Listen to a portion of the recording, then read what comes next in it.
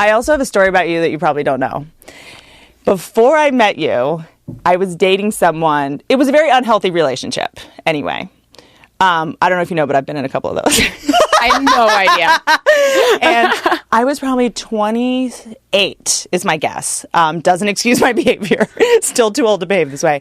It was just a really unhealthy relationship. And you know those like toxic relationships we were kind of in our 20s where everything was a thing. And it was before I understood that you can be in a relationship with someone and it's actually healthy for the person you're with to be able to like say, oh yeah, that girl's pretty, or you don't have to be, ridiculous about it, but I know you look at other women. Yeah. I know that it'd be weird to not think a pretty girl is pretty. And if you... And we do it with we do it with men. guys. Yeah. And we do it with women. Yeah. It's human nature. It's exactly. fine. Why are we all pretending that we have blinders on? And it doesn't have to be a sexual thing. It can also just be an appreciation. Like, also, I feel like with other women, they put in time, like, notice it. That's such a great way to put it. I've never thought of it that way, but... This is when you were just getting really famous, and I think it was a Vanity Fair cover maybe, and you were on the cover, and everybody was talking about you and your body. It was just like you were having that huge sort of like introductory moment. Yeah. And you were on the cover of Vanity Fair, and the guy I was with at the time, he just looks at me, he goes, see, that's what men want. Oh, God. That's what we want. They finally figured it out. A picture on a magazine who doesn't speak. Just one photo. I remember going to him like, but she doesn't want you. You know when you just get jealous, and I just was like, but you're not, she's not in the running for you. Like, it was this thing where I was like, but she's not available to you. Why? Like, we've all done that, like, childish, immature thing, but it was his way of just saying, like, why has fashion only put anorexic people on covers of magazines for so long? Guys aren't into that, Yeah.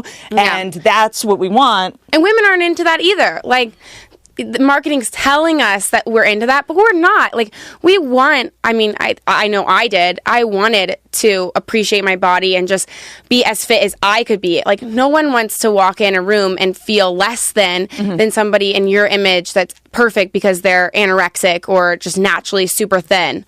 So I think it's important that we're all just the best version of ourselves and we can appreciate each other's bodies and differences. Did that feel... Like, did you know that you were walking into being like a body, like positivity progress icon when all that was happening?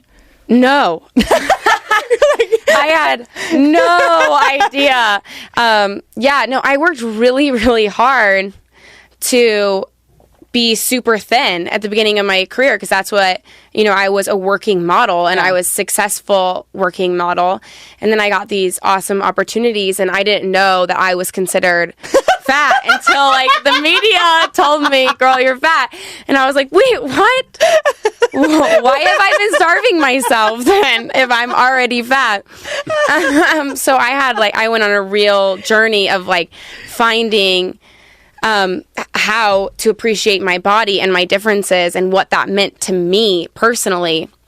And then all while being in the spotlight and people pushing me to be the leader in this movement.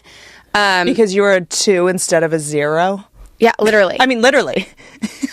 But yeah, no. And then, but I feel like as I was talking about it, I was also working through it. And I think that that's why it came up as authentic as it was. Like as I was trying to figure out my place and how I felt about being judged for my body, realizing I don't give a shit what people say about my body because this is my body and taking care of it puts me in a confident mental position to take that stand. Like I know I fueled my body properly and I worked out and I did enjoy that chocolate and I don't really care if you say I shouldn't have had it because I did and I feel good about myself. Yeah.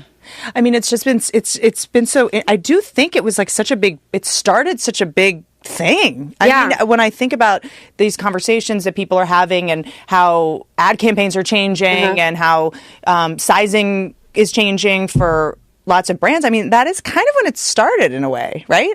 Yeah. I mean, that's how I guess the conversation started. And, I mean, obviously people wanted it. That's why the conversation started. It wasn't because, I was there. It was because people were yearning for any differences. Yeah. And at the time I started modeling, it was, no one had the voice to say what they wanted because there was no social media. And now people can say, no, I want to be represented. This is what I want. So only designers were leading that charge. And they were like, we want something different, someone who looks perfect, but like an alien. That's literally what they would say. And in like meetings? They wanted the perfect features, but put together in an alien-like way. So like the perfect big eyes, the perfect big lips, but not put together right. This is alarming. Yeah. A lot of people don't even know about why models this started in during World War II. I actually weirdly wrote a paper on this. I was in college about because I struggled with eating stuff for so long, and I think I got obsessed with the origin of where this super impossibly thin body type came from, and it came from a shortage of fabric in the 50s. When World War II happened, basically the designers were like, well, we don't have enough fabric, so we'll just make them smaller and smaller, and it wasn't supposed to stay like that. It was just essentially how they coped with a shortage of fabric in the 50s. Benton, are you nodding? Yeah. Thank you. And then it just kind of stuck, and that just became the standard of beauty from just an accident. And also, Marilyn Monroe was also thin. That's the other thing. Literally. People are like, well, Marilyn Monroe body type. I'm like, she was an 8. She would have been an 8 today. Oh, yeah. They were like, no, even smaller. They were like, she's a size 12. But the sizing was different back then. She was a 2'4". Wild. It was just different sizing. It's like in the UK, it was similar sizing to that. Right, because a 2 here is like an 8 there, something like that. Do you get sick of talking about it? About my body? Yeah. I mean, I think yes and no. I get really sick about talking about it with like guys in creepy ways, but in this way, no. I could talk about it all day because I want to spread a positive message for other women. I think we all should own our bodies and feel good about talking about it in ways that we own and we feel proud of. But I guess I get sick of marketing. I'm like, why are you guys talking about it like that? Yeah. Like, come on, just don't make it a thing. Just hire the right person, no matter their body type, or represent different people, and don't do it just as a trendy thing. Do it as something that's going to stay.